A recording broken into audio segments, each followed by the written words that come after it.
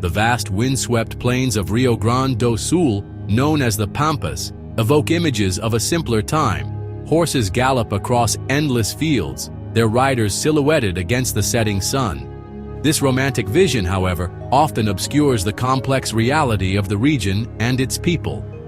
Rio Grande do Sul suffers from a persistent misconception, often perpetuated by media portrayals, that its population is primarily of European descent and its culture homogeneous. This notion, while deeply ingrained in the national consciousness, is far from the truth. The reality is far more nuanced and fascinating. Rio Grande do Sul boasts a vibrant tapestry of ethnicities and spiritual practices, shaped by centuries of cultural exchange and migration. The state's history is not simply a tale of European settlement, but a complex interplay of indigenous traditions, African heritage, and European influences. To truly understand Rio Grande do Sul, one must look beyond the stereotypes and delve into the heart of its diverse cultural landscape. Brazilian media, particularly the powerful television network Rede Globo, has played a significant role in constructing and disseminating this monolithic image of Rio Grande do Sul.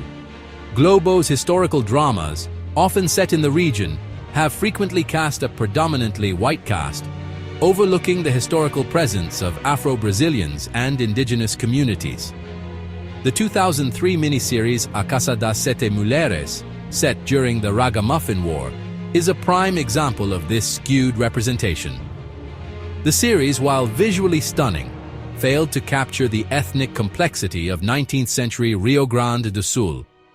This erasure of diversity has real-world consequences, shaping perceptions and influencing national narratives. When the dominant media portrays a region as uniformly white, it reinforces existing prejudices and obscures the contributions of marginalized communities. This lack of representation perpetuates a cycle of invisibility, making it harder for non-white communities to claim their rightful place in the state's history and present. Central to understanding the true nature of Rio Grande do Sul is dispelling the myths surrounding its iconic figure, the gaucho. Often romanticized as a rugged individualist of solely European descent, the gaucho's heritage is far more intricate. While German and Italian immigration in the 19th and 20th centuries did leave a mark on the region, it is crucial to remember that the gaucho identity predates their arrival. The roots of the gaucho lie in the fusion of Spanish and indigenous cultures.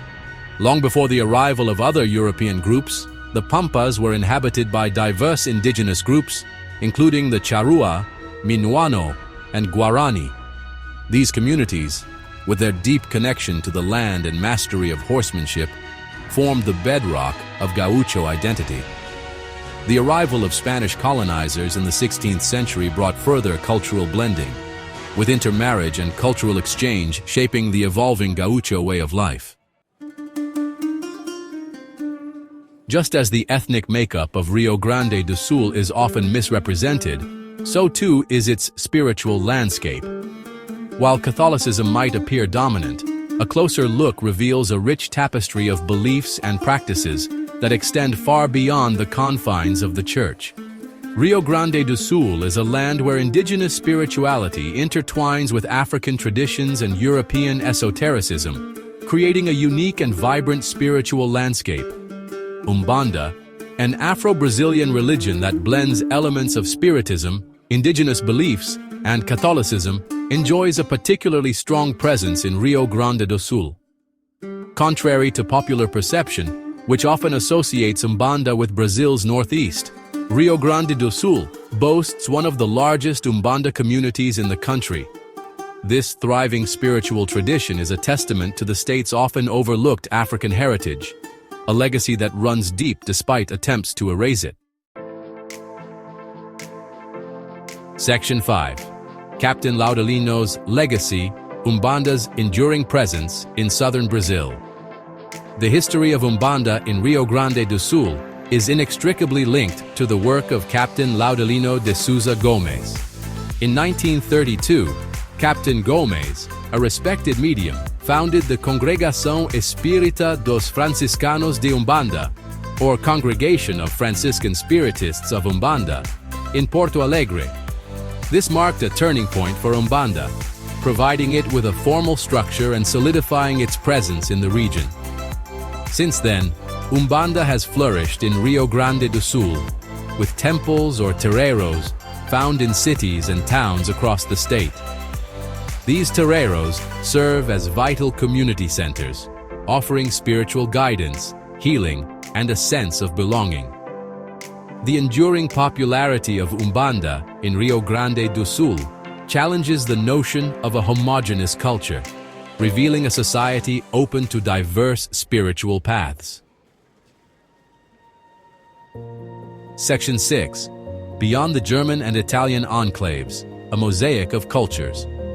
While the influence of German and Italian immigrants on certain areas of Rio Grande do Sul is undeniable, it is crucial to avoid overstating their impact. While pockets of German and Italian culture certainly exist, they do not represent the entirety of the state's cultural fabric. To equate Rio Grande do Sul solely with these European influences is to overlook the contributions of other groups and perpetuate a skewed narrative. The state's cultural landscape is far more diverse, encompassing influences from various indigenous groups, Afro-Brazilians, Portuguese settlers, and more recent immigrant communities. From the vibrant rhythms of Afro-Brazilian music and dance to the intricate craftsmanship of indigenous artisans, Rio Grande do Sul is a melting pot of traditions, each contributing to its unique cultural identity. Section 7. Echoes of the Pampas. Cultural kinship with Uruguay and Argentina. Further enriching the cultural tapestry of Rio Grande do Sul are its deep-rooted connections with its neighbors, Uruguay and Argentina. The shared geography of the Pampas transcends political boundaries, fostering a sense of cultural kinship that is evident in the music, cuisine, and traditions of the region. The mournful strains of the tango, the savory aroma of asado, grilling over an open fire, and the passionate spirit of the people all speak to a shared heritage that unites these three nations. This shared cultural heritage challenges the notion of rigid national identities, highlighting the fluidity of culture and the interconnectedness of human experience. It is a reminder that the stories of Rio Grande do Sul do not exist in isolation, but are part of a larger narrative that encompasses the entire southern cone of South America. Section 8. Embracing the Spectrum. Celebrating the rich diversity of Rio Grande do Sul. The true essence of Rio Grande do Sul lies not in a singular, monolithic identity, but in the vibrant interplay of its many cultures and traditions. It is a state where indigenous spirituality coexists with Afro-Brazilian religions, where the legacy of European immigration enriches but does not define the cultural landscape. To truly appreciate Rio Grande do Sul, we must embrace the full spectrum of its diversity, recognizing the contributions of all its people. This celebration of diversity is not merely a matter of political correctness, but a recognition of the richness and complexity of human experience. It is a call to move beyond simplistic stereotypes and engage with the nuances of history and culture. Only then can we truly appreciate the unique tapestry that is Rio Grande do Sul. Section 9. A call for authenticity. Reclaiming the narrative of Rio Grande do Sul. It is time to challenge the dominant narrative and reclaim the multifaceted story of Rio Grande do Sul.